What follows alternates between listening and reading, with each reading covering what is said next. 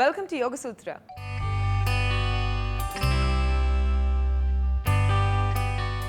ఇవాల్టి యోగ సూత్రలో కృష్ణ గారు మనందరికీ ఏ ఆసనం పరిచయం చేయబోతున్నారో చూద్దాం.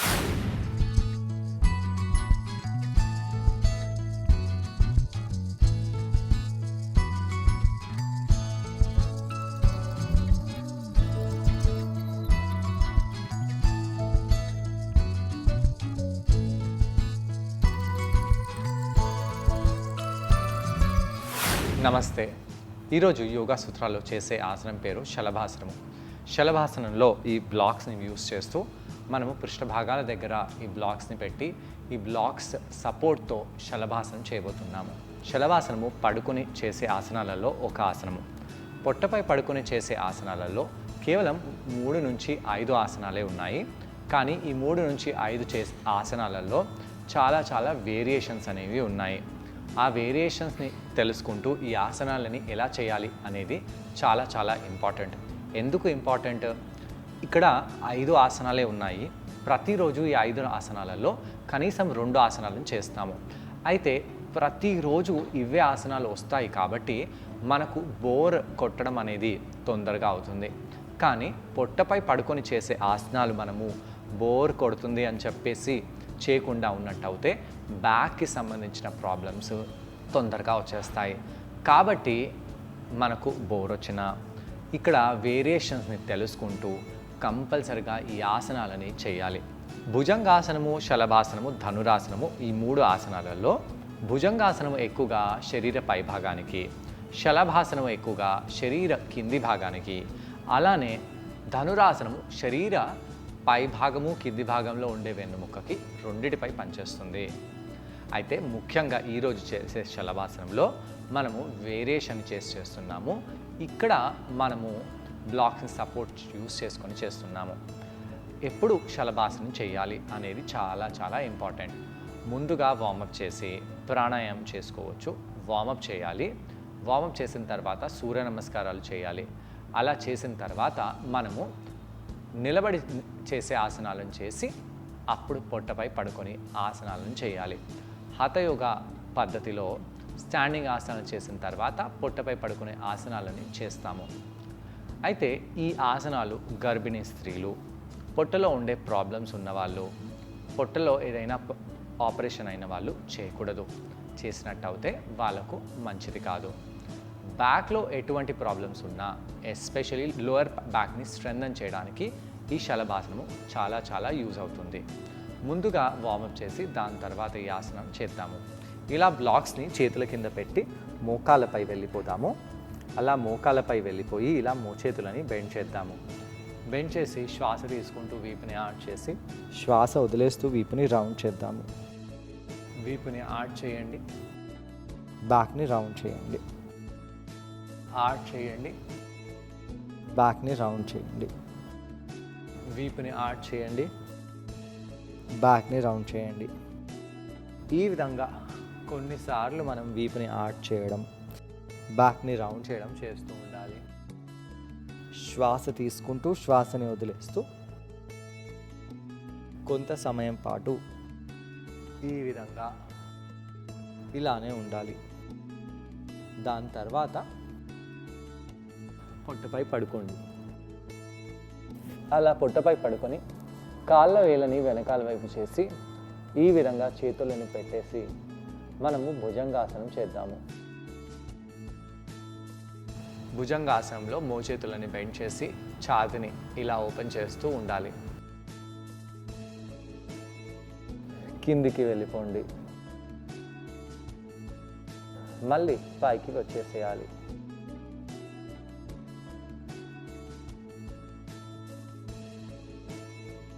కిందికి వెళ్ళిపోండి. పైకి వచ్చేసేయండి.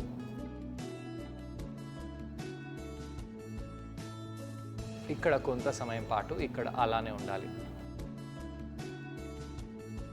దీని తర్వాత కిందికి వెళ్ళి చేతులని ఇలా రిలాక్స్ చేద్దాము.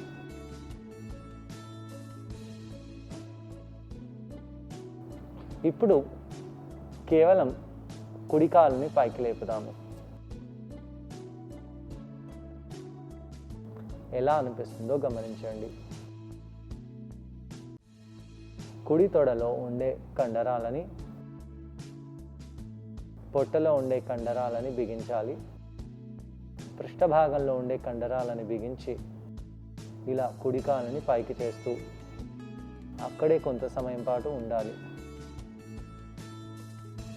నెమ్మదిగా కుడి కాలుని కిందికి చేసి ఎడమ కాలుని పైకి చేద్దాము.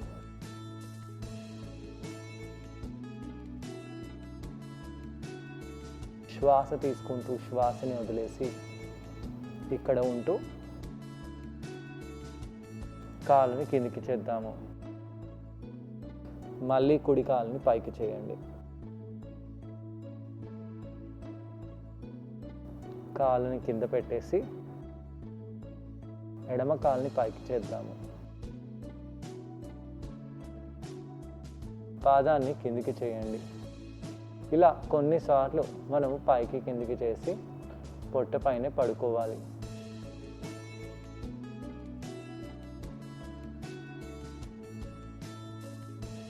ఇప్పుడు మనము బ్లాక్ని సహాయంగా వాడదాము. బ్లాక్ని ఈ విధంగా పెట్టేసి మోచేతులని బెండ్ చేయండి. కుడి కాలుని పైకి లేపుదాము.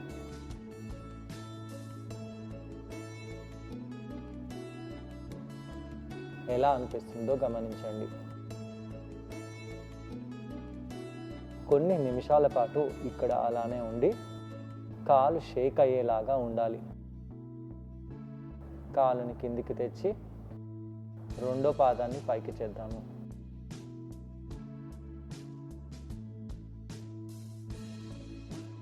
పాదాన్ని కిందికి తెచ్చి పెట్టేసేయండి. మళ్ళీ మొదటి వైపు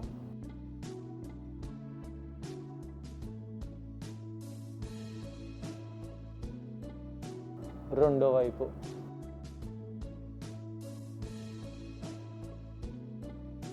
రిలాక్స్ అవ్వండి.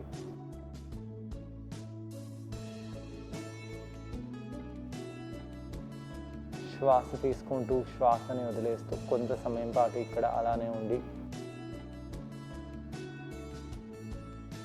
ఇప్పుడు మనము రెండు కాళ్ళని పైకి చేద్దాము. రెండు కాళ్ళని పైకి చేసినప్పుడు ఈ విధంగా మోచేతులని బెండ్ చేసి హస్తాలని బ్లాక్స్ పై ప్రెస్ చేయండి. అయితే కాళ్ళు దగ్గర పెట్టకూడదు, కాళ్ళని దూరంగా పెట్టండి. కాళ్ళని కిందికి తెచ్చి పెట్టేసేయండి. ఇదే ఆసనాన్ని మళ్ళీ మళ్ళీ చేయాలి. ఓ 3 నుంచి 5 సార్లు చేయవచ్చు. ఇదే ఈరోజు చేసే ఆసన వర్షన్. కాళ్ళని ఇలా దూరంగా చేస్తూ సపరేట్గా పెట్టేసి కాళ్ళ వేలని పాయింట్ చేస్తూ పైకి చేద్దాము. పొట్ట కండరాలలో ఎలా అనిపిస్తుందో గమనిస్తూ ఉండండి. నెమ్మదిగా కాళ్ళని కిందికి తెచ్చేసేయండి. శ్వాస తీసుకుంటూ వదిలేస్తూ కొంత సమయం పాటు ఇక్కడ అలానే ఉండాలి. మళ్ళీ పైకి వెళ్ళిపోదాము.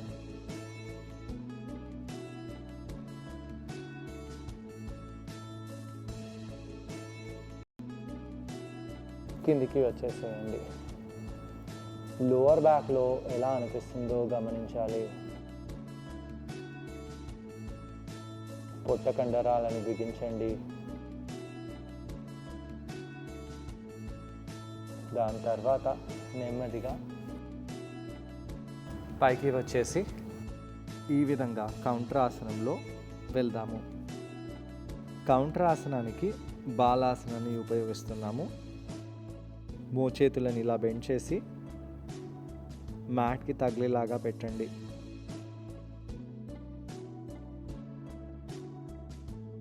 తలని పృష్ఠభాగాలని బాగా సింక్ చేయండి. చేస్తూ తొడలని బాగా కిందికి తెచ్చేలాగా ఇక్కడ ఉండి తలని కిందికి తాకేలాగా చూస్తూ ఈ విధంగా వీరాసన బాలాసనం చేద్దాము.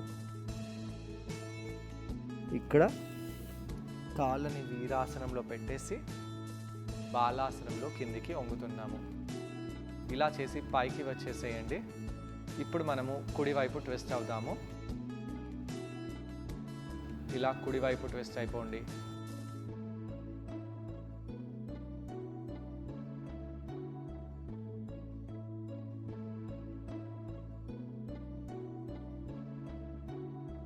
అదేవిధంగా ఎడమ వైపు ట్విస్ట్ అవుదాము. ట్విస్ట్ అయినప్పుడు కళ్ళని మూసివేసి ఉండండి.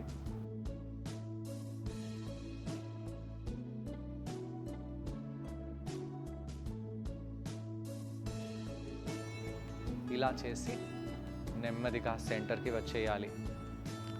శ్వాస తీసుకుంటూ శ్వాసని వదిలేస్తూ మనము రిలాక్స్ అయిపోతాము.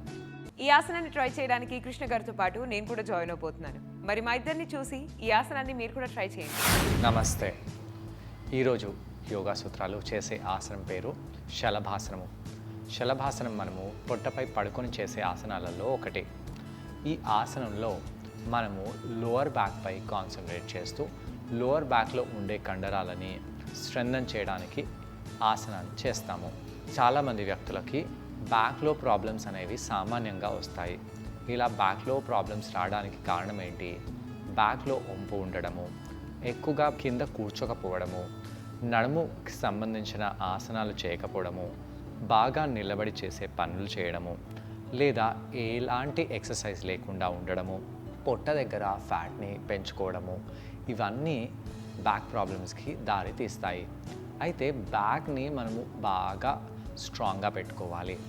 బ్యాక్ స్ట్రాంగ్గా ఉంటే మనము ఇబ్బంది పడకుండా రోజు చేసే పనులు ఈజీగా చేసుకోగలుగుతాము. బ్యాక్లో నార్మల్గా కర్వ్ అనేది ఉంటుంది. ఆ కర్వ్ దేని వలన అయినా అబ్నార్మల్గా తయారవుతే బ్యాక్లో ప్రాబ్లమ్స్ వస్తాయి. రాకుండా చూడడానికి ఇలాంటి ఆసనాలు చేస్తూ ఉండాలి. అయితే ముందుగా వార్మప్ చేసి దాని తర్వాత ఈ ఆసనం చేద్దాము. ఈ ఆసనంలో మనము బ్లాక్ని ఉపయోగించి ఆసనాన్ని చేయబోతున్నాము. పొట్టపై పడుకునే ఆసనాలు మనము స్టాండింగ్ ఆసనాలు చేసిన తర్వాత పొట్టపై పడుకునే ఆసనాలు చేస్తే చాలా మంచిది. అయితే ముందుగా కొద్దిగా ప్రాణాయామం చేసి దాని తర్వాత ఈ ఆసనం చేద్దాము. బ్యాక్ని నిటారుగా పెట్టండి. నిటారుగా పెట్టి కూర్చొని మనము కుడి ముక్కు రంధ్రాన్ని క్లోజ్ చేసేసి ఎడమ ముక్కు రంధ్రంతో శ్వాసని చాలా ఫాస్ట్గా తీసుకుంటూ వదిలేస్తూ ఉండాలి.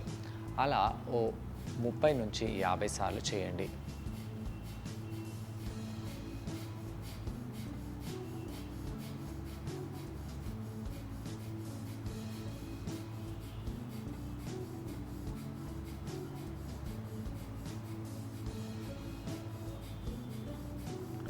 ఇలా మొదటి వైపు చేసిన తర్వాత కొంత సమయం పాటు మన శ్వాసని గమనించాలి.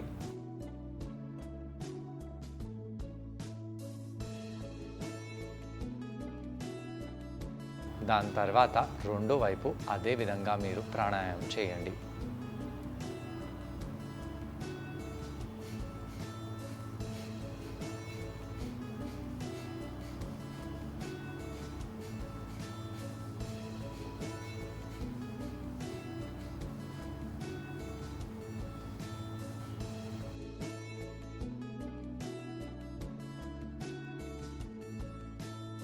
శ్వాసపై మీ కాన్సన్ట్రేషన్ని పెట్టి ఎలా శ్వాసను తీసుకుంటున్నారు, ఎలా శ్వాసని వదిలేస్తున్నారు అనే దానిపై ఫోకస్ చేయండి.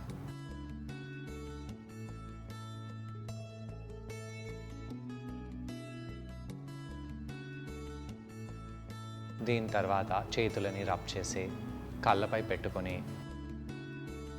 కళ్ళని ఓపెన్ చేస్తూ చేతుల వైపు చూస్తూ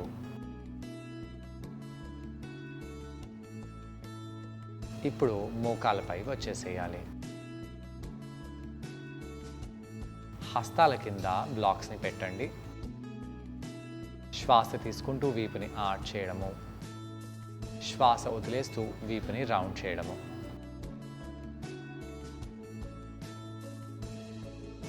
ఈ యొక్క ప్రక్రియని మనము కొన్నిసార్లు చేద్దాము. శ్వాస తీసుకుంటూ వీపుని ఆర్చ్ చేయడము, శ్వాస వదిలేస్తూ వీపుని రౌండ్ చేయడము చేస్తూ ఉండండి.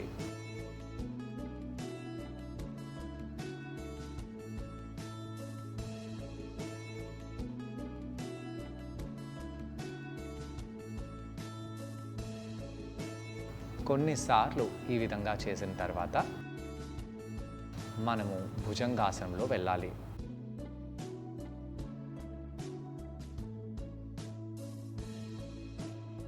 ఇక్కడి నుంచి మనము అధోముఖ శ్వానాసనంలో వెళ్ళి అష్టాంగ ప్రణామం చేద్దాము.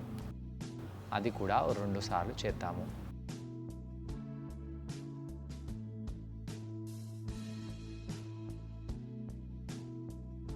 ఇలా ఈ యొక్క ఆసన ప్రక్రియని 2 సార్లు చేసి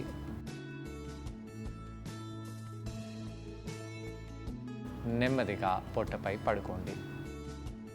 కేవలం భుజంగాసనంలో వెళ్ళి కాళ్ళని దగ్గరగా పెట్టేసి మోచేతులని బెండ్ చేస్తూ ఆసనాన్ని చేయాలి. పొట్ట కండరాలను బిగిస్తూ ఛాతిని పైకి లేపుదాము.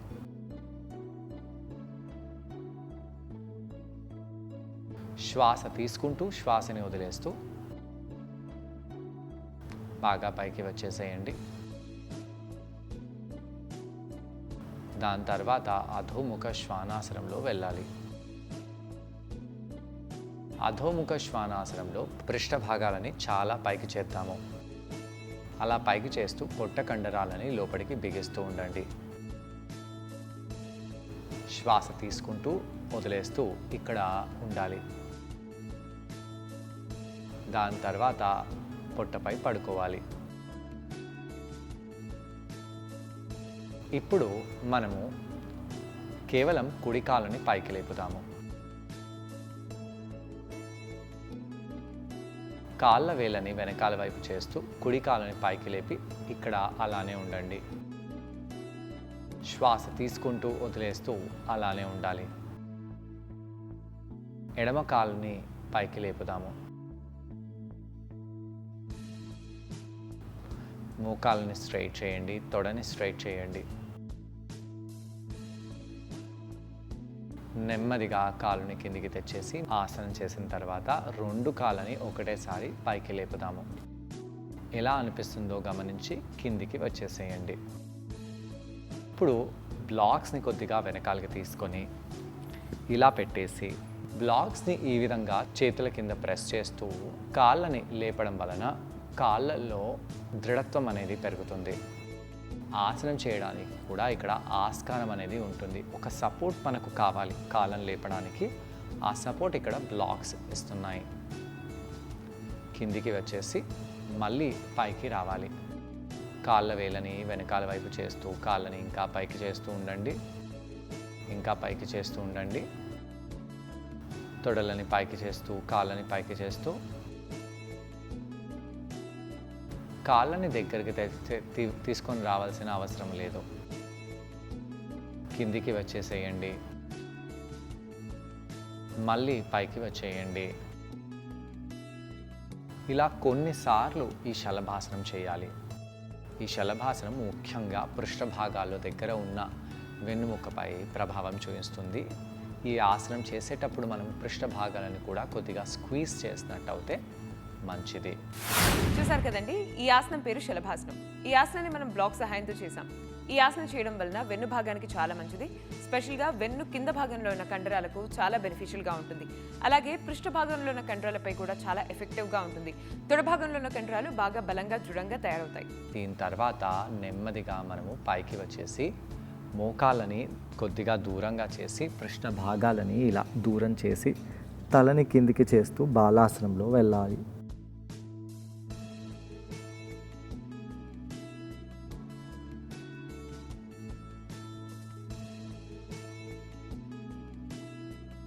పైకి వచ్చేసేయండి.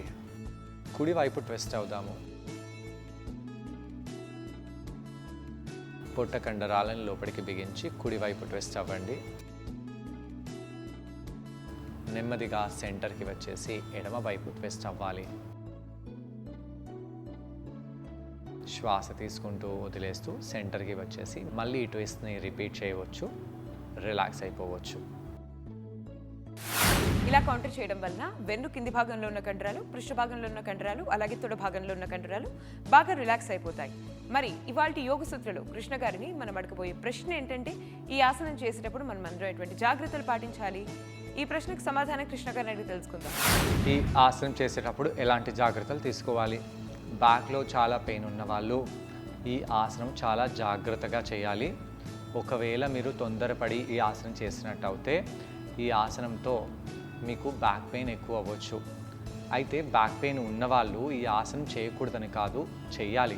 కానీ నెమ్మదిగా చేయాలి, ఇన్స్టాల్మెంట్స్లో చేయాలి. చేసినప్పుడు మీకు పెయిన్ అవుతుందా, అవ్వటం లేదా, ఎంత మీరు కాళ్ళని లేపితే పెయిన్ అవుతుంది, ఎంత లేపితే మీరు పెయిన్ అవ్వకుండా ఓడ్చుకోగలుగుతున్నారు, ఇవన్నిటినీ గమనిస్తూ ఆసనాన్ని చేసినట్టు అయితే చాలా ఉత్తమం. సో చూసారు కదండి ఇవాళ ఎపిసోడ్లో శలభాసనం. ఈ ఆసనాన్ని మీరందరూ తప్పకుండా ట్రై చేసి దీనివల్ల వచ్చే బెనిఫిట్స్ని మీరు కూడా పొందండి. తిరిగి రేపటి ఎపిసోడ్లో మరో ఆసనంతో మరికొన్ని బెనిఫిట్స్తో మనం మళ్ళీ కలుసుకుందాం. అంతవరకు stay fit and be healthy. Bye.